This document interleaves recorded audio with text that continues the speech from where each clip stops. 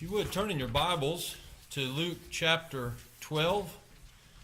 I'm going to be reading verses 35 through 39. If you'd like to use a pew Bible, you should be able to find one somewhere near in front of you, and you can turn to page 871 for that.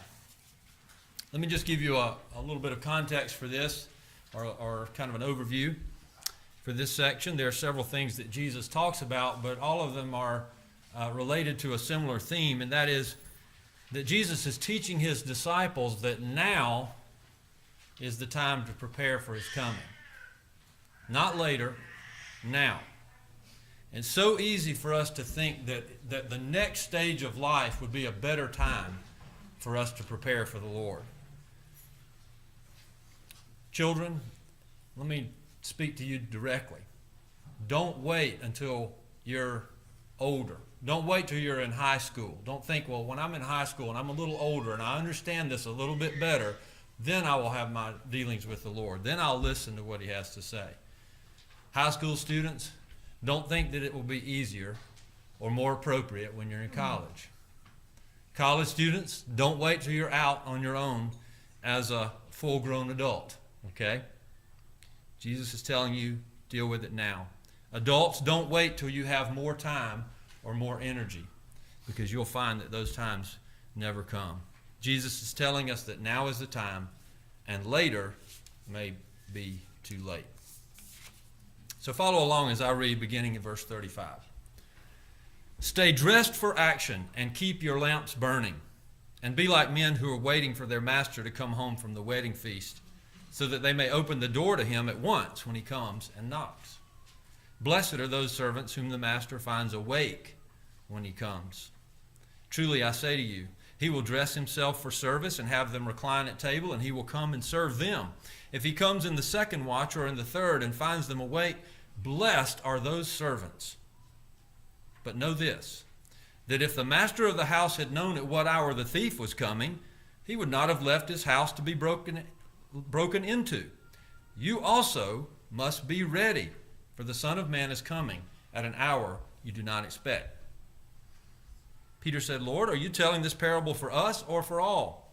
And the Lord said, Who then is the faithful and wise manager, whom his master will set over his household to give them their portion of food at the proper time? Blessed is that servant whom his master will find so doing when he comes.